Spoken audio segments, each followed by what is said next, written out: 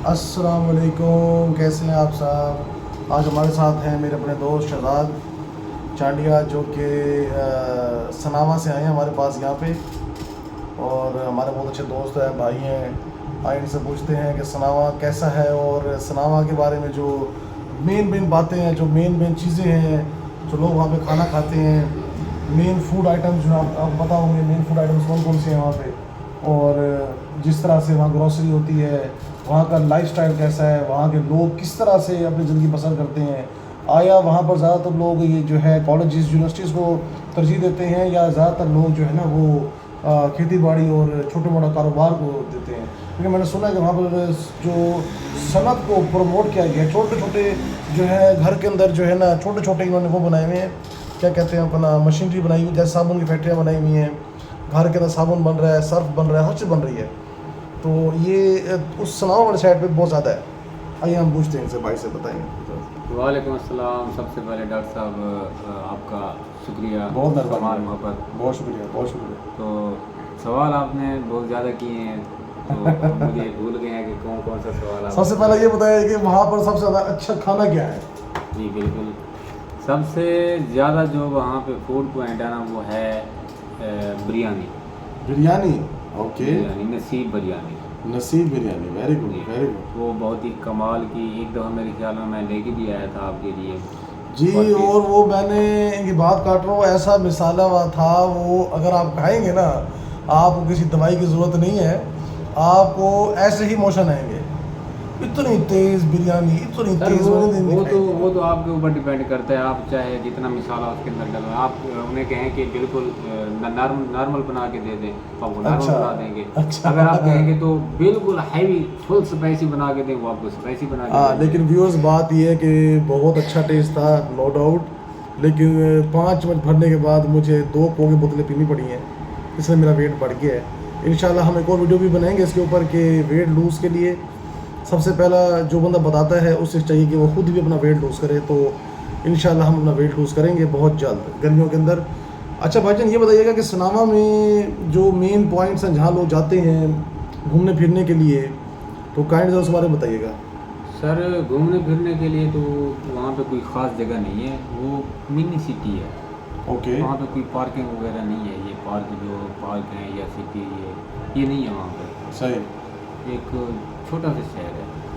तो वहाँ पर ज़्यादातर लोगों का ज़रिया माश क्या है? सर वहाँ पे ज़रिया माश ये ज़राअत है या फिर ओन बिजनेस। अच्छा, माशाल्लाह से मैंने सुना है कि वहाँ पर ज़्यादातर हमारे अपने ये जो बलोच बरादरी है ये बैठी है। आप खुद भी माशाल्लाह चांडिया बलोच हैं, तो आपके वालिद साहब माशाल्लाह मेरे से मुलाकात मेरी हुई है 5-6 दफ़ा। अच्छा भाई, मैं भी बताता चलूँ कि अपना शहजाद भाई के जो वालिद साहब हैं उनको दिल का बड़ा सेहत इशू है, ऑलरेडी उनको 2 अटैक्स हो चुके हैं, तो उनके लिए दुआ कीजिएगा कि वो बहुत जल्द सेहतयाब हो जाएं। माशाल्लाह अभी भी ठीक हैं, दवाइयाँ खा रहे हैं, लेकिन फिर भी आए दिन उनको जो है ये दिल के इशू होते रहते हैं, एंजाइना होता रहता है, जिसके लिए हम उन्हें यहाँ बुलाना पड़ता है, फिर हम उनकी ECG करवाते हैं। अच्छा ये बताइएगा आपकी ज़मीन कितनी है भाई? सर मेरी है कि 15-18 एकड़ है। माशाल्लाह माशाल्लाह। तो वहाँ पर ज़्यादातर काश्तकारी किस चीज़ की करते हैं? सर हमारे पास हर चीज़ होती है, कपास हो गई, चावल हो गया, ज़्यादातर हमारे पास गन्ना होता है। बाकी आप जो तिल्ली होती है वो भी वहाँ पे उगाते हैं। ज़बरदस्त। ज़्यादातर वहाँ पे कमाल होता है। अच्छा ये बताइएगा, आप तो माशाल्लाह जो है इन्होंने जो है मेरे साथ बड़े अरसे से काम किया है, हम दोनों ने एक हॉस्पिटल में, बड़ा ही मशहूर एक अस्पताल है मुल्तान में, तो हमने एक साथ वहाँ पे काम किया और माशाल्लाह हमारी वहाँ से बहुत अच्छी दोस्ती हुई। लेकिन एक बात मैं बताता चलूँ व्यूअर्स, इनका अपना जो इंटरेक्शन है मेडिकल फील्ड में बहुत ज़्यादा अच्छा है। ऑलरेडी इनके 2 हॉस्पिटल्स हैं उधर ही सनामा के अंदर, जो कि ये अपना कर रहे हैं, चैरिटी बेस्ड है। अगर आपने कभी भी किसी की हेल्प करनी हो या अपना ज़कात फ़ंड फितराना कुछ भी जमा कराना, तो आप इनके पास इनके दिए गए एड्रेस जो मैं अभी डिस्क्रिप्शन में लिखूँगा, आप वहाँ जमा करा सकते हैं। पाकिस्तान ही नहीं, जितने भी हमारे भाई बाहर बैठे हैं वो भी अगर अपनी ज़कात चंदा देना चाहें, इनके पास दिखा सकते हैं, क्योंकि इनके पास पर्ची फ़ीस सिर्फ और सिर्फ 30 रुपये है। 30 रुपये के अंदर इलाज, 30 रुपये में चेकअप, 30 रुपये दवाई मिलती है। फर्दर माशाल्लाह इनका बड़ा अच्छा इंट्रैक्शन है इसके ऊपर, ज़राअत के ऊपर। आजकल जैसे आपको पता है कि मौसमी सीड्स चल रहे हैं बहुत ज़्यादा, तो काइंडली ज़रा बताइएगा कि भाई जो सीड्स आजकल चल रही हैं, मैंने भी कुछ दिन पहले जो है डिफरेंट मैंने सीड्स ख़रीदे हैं, लेकिन हमें तो नहीं पता कि मतलब कि ज़मीन कैसी होनी चाहिए, क्या उसमें हमें मादनियात और दवाइयाँ उसमें डालनी पड़ती हैं, क्योंकि पहले तो कभी चीज़ों का नाम नहीं सुना था। तो बताइएगा ज़रा कि आज के मौसम में इस अप्रैल मई जून के अंदर हम कौन सी सब्ज़ियाँ उगा सकते हैं और किसका ज़्यादा इंट्रैक्शन है? जी बिल्कुल सर, इसमें इस मौसम में अप्रैल और मार्च में फरवरी के बाद आप ये सब्ज़ी में से आप कद्दू उगा सकते हैं, करेला, तूरी हो गई, भिंडी हो गई, वेरी गुड। और प्याज वगैरह ये भी आप उगा सकते हैं, हरी मिर्च ज़बरदस्त। हो गई, ये भी आप वहाँ पे मतलब हमारे एरिया में अच्छी होती है। मुल्तान के हिसाब से हमें जो चीज़ें मतलब उगानी चाहिए ताकि लोगों के घर हैं, और यहाँ पर आपको पता है कि ज़रख़ेज़ ज़मीनें, और वैसे भी मैं कहना नहीं चाहता लेकिन बहुत सी ज़मीनों पे जैसे कि आम हमारे सबसे ज़्यादा फेमस थे पाकिस्तान में, मुल्तान के अंदर चौसा, सफ़ेद चौसा, लंगड़ी, ये जो होता वो सारे तो ये ख़त्म होना शुरू हो रहे हैं बिकॉज़ यहाँ पर लोगों ने सिटी हाउसिंग से स्कीम, THA की स्कीम, और ये बुच इंटरनेशनल, बुच विलास, तो डिफरेंट बनाए। इन वजह से क्या हुआ, इन्होंने अच्छी खासी जो हमारी सोर्स ऑफ इनकम थी हमारे फार्मर्स की, वो ख़त्म कर बैठे, क्योंकि सारे दरख्त तो काट चुके हैं मुल्तान के। तो इसीलिए हर वक्त आप देखिएगा इस गर्मियों में आपको आम महंगा मिलेगा। इसके बारे में आप क्या कहना चाहते हैं कि हम क्या करें इसको ठीक करने के लिए? सर ये तो लोगों के ऊपर डिपेंड करता है, या फिर जो मतलब सरकारी वो हैं दरख्त हैं, तो हुकूमत उनके ऊपर थोड़ा तवज्जो दे। सर हुकूमत खुद इन्वॉल्व है। वो तो फिर अब मैं तो कुछ नहीं कर सकता, हुकूमत अगर खुद इन्वॉल्व है तो मैं यही कह सकता हूँ कि हुकूमत थोड़ी तवज्जो दे, सिक्योरिटी सख्त करे। तो सर सिक्योरिटी सख्त करने की बात आपने बहुत अच्छी कर दी। मैं खुद इसमें थोड़ी सी बात बताता चलूँ। कुछ दिन पहले आई थिंक साल हो गया है, और अभी भी मैं देख रहा हूँ कि अभी भी दरख्त काटने का अमल जारी है। आप क्या कहते हैं, मेन BZU से लेते हुए 9 नंबर 6 नंबर आप देखें, रात के टाइम आपको दरख्त जो है ना कटे हुए आपको मिलेंगे, जा रहे होंगे उसके ऊपर, किसी पे भी मतलब सामान लाद के जा रहे होते हैं। तो सबसे बड़ा इशू क्या आएगा कि आपके मुल्क के पाकिस्तान में जो सबसे ज़्यादा मुल्तान के अंदर जो आम की पैदावार हो रही थी वो ज़ीरो हो जाएगी। आम जो कि आपको 50 रुपये किलो, 100 रुपये किलो मिलते थे, अब वो मिलेगा आपको 550 या 1000 के हिसाब से। मैं बड़ी कहते रहा हूँ बात। बाकी इनकी अपनी ज़मीनें हैं, इन्होंने लास्ट टाइम गंदम उगाई थी। तो भाईजान ये गंदम उगाने पे आपका ख़र्च कितना आया और आपको प्रॉफिट कितना हुआ? वैसे देखे जाए ओवरऑल मतलब जिस तरह महंगाई चल रही है जी, तो इस वक्त प्रॉफिट बहुत कम होता है। सही। महंगाई की वजह से ना हर चीज़ महंगी है, किसान बेचारा ठेका देना होता है ज़मीन का। हमारी तो अल्हम्दुलिल्लाह अपनी है, माशाअल्लाह। ठेके तो नहीं है। सही। जो ठेकेदार हैं उनको मतलब बहुत कम अर्निंग होती है। ये बताइएगा ज़रा साथ साथ कि भाई नवाज़ शरीफ के दौर में फार्मर्स कमाते हैं या कुछ सालों के लिए, 2-3 सालों के लिए जब इमरान खान आया तो उसमें आपके फार्मर्स ने कमाया, ज़रा इस पर ज़रा रोशनी डालिएगा थोड़ी सी। सर नवाज शरीफ के दौर में तो बिल्कुल काश्तकार के मतलब फेवर में नहीं है ये अपना नून लीग की हुकूमत। सही। जब से इमरान खान आया है ना, हाँ। तब से किसान थोड़ा खुशहाल हुआ है, उनकी कमर सीधी हुई है। जैसा कि अब दोबारा ये हमारे मुल्क के ऊपर मुसल्लत हो गए हैं। जैसा कि सर 2018 से 13 से 18 तक आप देख लें, गंदम का रेट तो 13 से 18 तक मेरे ख्याल में 2-3 साल तो 1100-1200 तक रहा है ज़बरदस्त। कीमत। और अभी क्या चल रहा है? तो सर जब से 18 से 22 तक आप हिसाब लगा लें, 5000 पिछले साल मतलब खरीद फरोख्त हुई है इनकी गंदम की, 4000 मतलब 4000 प्लस हुई है। अब वो देख लें आप, शुगर केन गन्ना तो पहले नून लीग के दौर में होता था 150 रुपये 200 रुपये मन, अब PTA के हुकूमत में हुआ है 400 रुपये मन। तो सर अब ये कंपैरिजन करें कितना मतलब प्रॉफिट किसान को हुआ है। अब मेरे ख्याल में मैंने सुना है, एक वीडियो में देख रहा था कि हुकूमत जो है ना किसान के ऊपर टैक्स लगा रही है। हाँ जी, वो टैक्स लगा रही, मैंने भी सुना है किसान के ऊपर। हाँ जी। अब जैसे देखें गंदम, अब हुकूमत जो है ना किसान को पाबंद कर रही है जी कि आपने गंदम आपने इतनी रखनी है, 50 मन रखनी है, 50 मन से ऊपर घर में ना हो, अगर पड़ी हो तो वो घर से उठा लेते हैं। क्यों? बस ये जो हमारे डीसी एसीज हैं ये आके घरों में जाके छापे मारते हैं। तो आप लोग फिर इसके अलावा कोई एक्शन क्यों नहीं लेते? क्यों अपील? अब आपको चाहिए कि आप लोग अपील करें। सर देखिए ना, अब एक बंदा मैं ना थोड़ी खुद इन्वॉल्व है, हुकूमत खुद कुछ कर रही है सारा कुछ, तो हम क्या कर सकते हैं? अब व्यूअर्स आपको बताता चलें हम असल में जो एक बात सामने आई है हमारे, वो है कि यहाँ पर पाकिस्तान में सबसे बड़ा जो एक बहुत बुरा अमल है वो है हमारे फार्मर्स की ज़िंदगी को बर्बाद करने पर जो हुकूमत तुली हुई है। मतलब आप ये देखें, अगर एक फार्मर अपनी सारी जमा पूंजी लगा के अपना गंदम की काश्त करता है, गंदम को उसको टाइम लगता है, तो ये गंदम का टाइम कितना लगता है भाईजान, एक छोटे से पौधे से बड़ा तक वो उसको तैयार होने में? सर ये होती है मेरे ख्याल में 5 या 6 महीने की फसल होती है। अच्छा। तो आप खुद अंदाज़ा लगा लें, हर 15 दिन बाद इसको पानी देना होता है। हाँ जी बिल्कुल। 20 दिन बाद, 15-20 दिन बाद पानी देना होता है जी। खादें देनी होती हैं, दवाइयाँ आजकल मतलब जितनी फसलों के ऊपर बीमारियाँ अटैक कर रही हैं तो उनको बचाने के लिए दवाइयाँ इस्तेमाल होती हैं। सही। और वो मैंने सुना कि उनका रेट तो अब आसमानों को छू रहे हैं, आसमानों को छू रहे हैं। ये जो यूरिया खाद वगैरह थी, और क्योंकि ये तो बेहतर जानते हैं कि ये कितना इसका होगा। सर ये देखें ना, अब हुकूमत ओवरऑल हुकूमत कह रही है कि मतलब जिसकी 500 मन 5 लाख की मतलब इनकम होती है गंदम की या फसल की, कोई भी मतलब किसान की होती है 5 लाख की, 5 लाख से ऊपर आप मतलब टैक्स लगा दें। अब देखें किसान बेचारा हर चीज़ में टैक्स तो दे रहा है।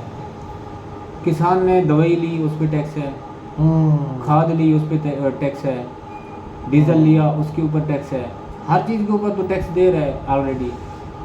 अब दूसरा मतलब कौन सा टैक्स है?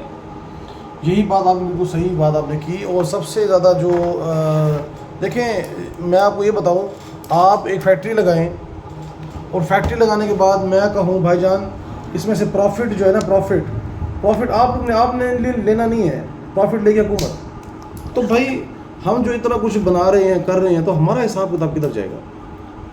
वो जितने हमारे फार्मर्स हजरात हैं भाई हमारे, इनका में जैसे इंडिया में आप देखें कुछ दिन पहले ये फार्मर्स ने सारा कुछ छोड़ छाड़ के ट्रैक्टर्स को रोड पे लेकर आए, रोड सारे क्लोज़ कर दी। ऑस्ट्रेलिया के अंदर भी, अमेरिका के अंदर भी, क्योंकि इन्फ्लेशन बहुत ज़्यादा हो चुकी थी और अभी हो चुकी है। उन्होंने कहा जब हम गंदम ही नहीं पैदा करेंगे तुम कहाँ से खाओगे? ये बात के बारे में आप क्या कहते हैं? यही मसला है सर, यही मसला है। अगर ऐसे मतलब ऐसे कंडीशन रही जी, तो किसान के हौसले जो है ना पस्त हो जाएंगे, जो पीछे हट जाएंगे फसल उगाना। जी।